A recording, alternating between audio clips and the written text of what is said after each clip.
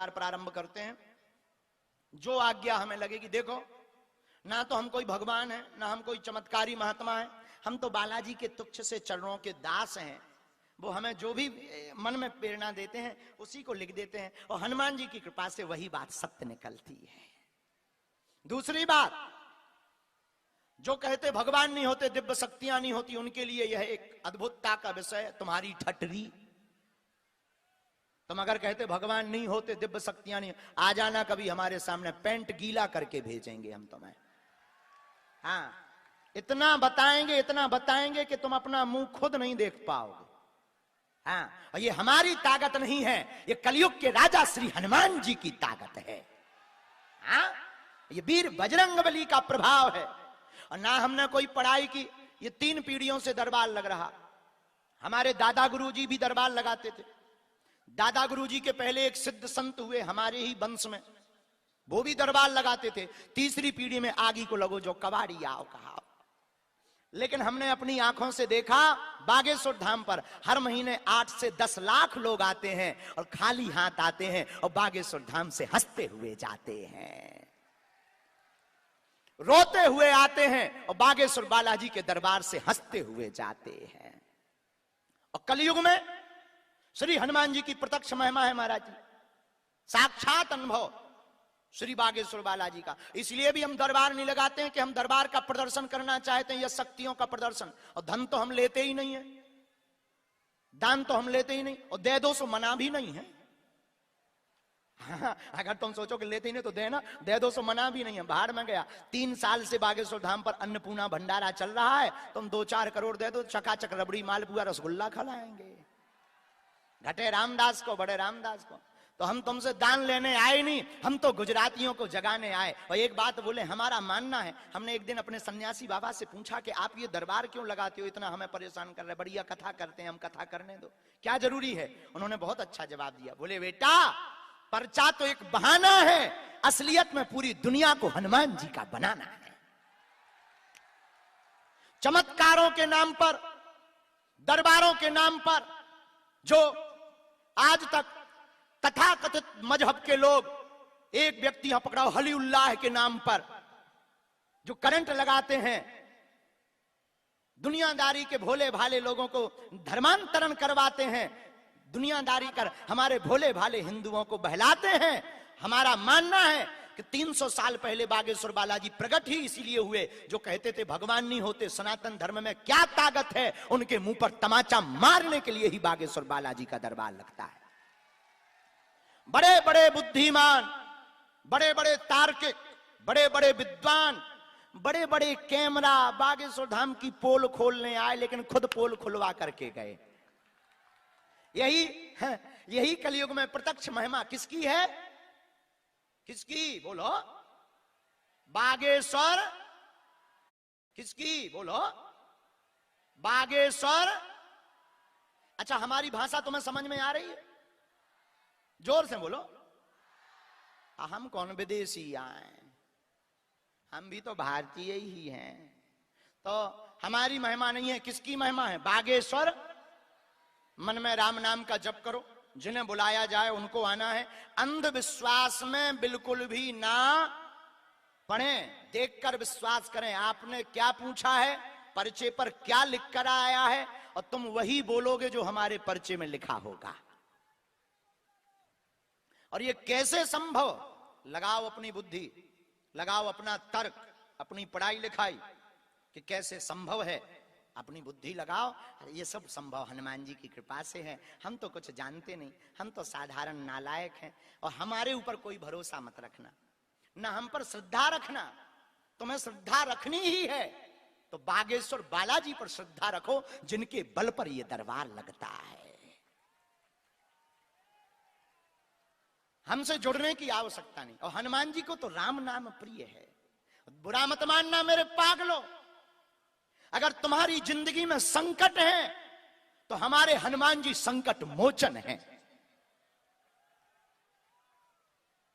और बाल समय रवि भक्ष लियो तब तीनहु लोक भयो अंधियारो ताहि सुत्रास भयो जग को यह संकट काहू सो जात न टारो देवन आन करी बिनती तब छाण दियो रवि कष्ट निवारो को नहीं जानत है जग में कपि संकट मोचन नाम तिहारो बाल की त्रास कपीस बसे गिरी जात महाप्रभु पंथ निहारो चौकी महामुनि साप दियो तब चाहिए कौन विचार विचारो कौन सा संकट मोर गरीब को जो तुमसे नहीं जाते है टारो बेग हरो हनुमान महाप्रभु जो कछु संकट हो या हमारो को नहीं जानते है जग में कपि संकट मोचन नाम तिहारो है हनुमान जी संकट मोचन है कलयुग के राजा हैं और सनातनीय हिंदुओं को अपने हनुमान जी पर भरोसा रखना चाहिए।